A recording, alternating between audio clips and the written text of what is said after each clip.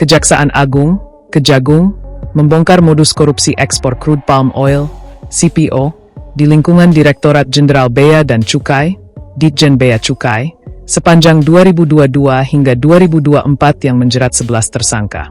Modusnya disebut dilakukan secara sistematis, mulai dari rekayasa dokumen ekspor hingga dugaan kickback kepada oknum pejabat negara. Direktur Penyidikan pada Jampitsus Kejagung, Syarif Sulaiman Nahdi, mengungkapkan terdapat dua modus utama dalam kasus ini. Modus pertama, rekayasa klasifikasi CPO jadi limbah. Syarif menjelaskan, penyidik menemukan adanya penyimpangan dalam pelaksanaan ekspor CPO melalui rekayasa klasifikasi komoditas. Ia menyebut, CPO yang sejatinya berkadar asam tinggi sengaja diklaim sebagai POME atau PAO dengan menggunakan HS code berbeda. Padahal, kode tersebut seharusnya diperuntukkan bagi residu atau limbah padat dari CPO. Menurut Syarif, langkah tersebut dilakukan agar para pelaku dapat menghindari pengendalian ekspor CPO yang telah ditetapkan pemerintah. Ia menambahkan, pemerintah sebelumnya telah menerapkan kebijakan pembatasan dan pengendalian ekspor CPO untuk menjaga ketersediaan minyak goreng dalam negeri sekaligus menstabilkan harga bagi masyarakat. Namun, dalam praktiknya ditemukan rekayasa klasifikasi ekspor yang diduga sengaja dilakukan untuk mengakali kebijakan tersebut.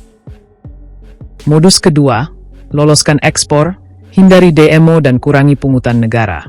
Selain itu, Syarif menyebut modus kedua dilakukan dengan meloloskan ekspor CPO menggunakan klasifikasi yang tidak sesuai, sehingga pembatasan dan pelarangan ekspor dapat dihindari. Ia juga mengungkap, para tersangka diduga sengaja menghindari kewajiban Domestic Market Obligation, DMO, serta mengurangi pembayaran bea keluar dan pungutan sawit yang seharusnya disetorkan ke negara.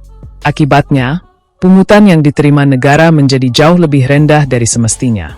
Tak hanya itu, Kejagung juga mendalami adanya dugaan kickback atau pemberian imbalan kepada oknum pejabat negara untuk meloloskan proses administrasi dan pengawasan ekspor. Syarif menegaskan, perbuatan para tersangka dinilai menimbulkan dampak luas dan sistematis terhadap keuangan negara serta tata kelola komoditas strategis nasional. Dampak yang ditimbulkan diantaranya berupa hilangnya penerimaan negara, tidak efektifnya kebijakan pengendalian CPO, hingga terganggunya tata kelola komoditas strategis nasional.